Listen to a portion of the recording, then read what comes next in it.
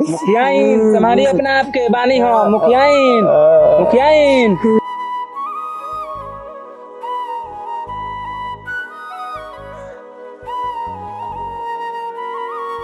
मुखिया जी तो मर गनी, अब का होखो? अब का करल जा भैया, मुखिया जी के भाई के बुलावल जा।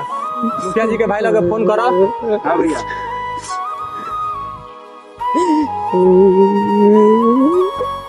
हाँ रुपेश भैया, आई ना तनी अपना बथान में मुखिया जी के तनी सीरियस बा।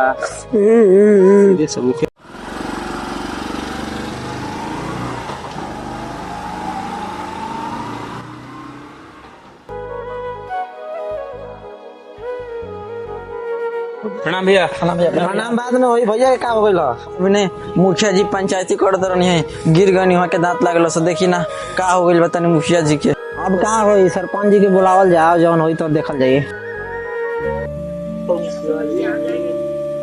का भेले बबुआ?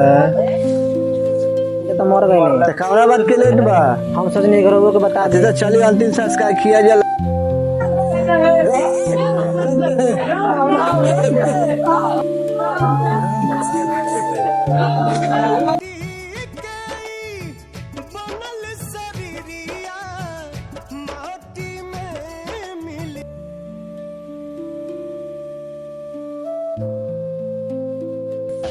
मुखिया जी तो मर गनी, अब सारा फैसला रौरा करे के बा। रौरा मुखिया जी के भाई बानी। बताई लो हमार भाई कौना कारण मर गइले, का भइल रहे। मुखिया जी सबके जड़ मुखियाइन बड़ी। हां भाई मुखिया खड़ा होखो। हमार का गलती बाजी, हम अपने धर्म निभाई हो। मान के चली हमारा मुखिया जी के वोट के जरूरत रख। अब मान के चली एगो वोट के कितना कीमत मरे वाला जानते बानी लो। यहाँ के घरे 30 गो आदमी रख वोट देवे वाला, यही से हम अपन पत्नी धर्म निभाई आ चोच में चोच लड़ाई हो ताकि 30 गो वोट हमारा मर्द के मिल जाए। आज बुझा गेल कि हमार भाई 15 साल से काहे नहारत रहल। ना ना मुखिया जी ऐसा ना होई। रौरा के मुखिया के पद दियल बा, रौरा एकर फैसला कर। भले राउर भौजाई हई, बाकी एकर फैसला रौरा करी। ना ना मुखिया जी, हमियो के लेन सो रुको लो तार लोग का चाहे खिसिया लो मत।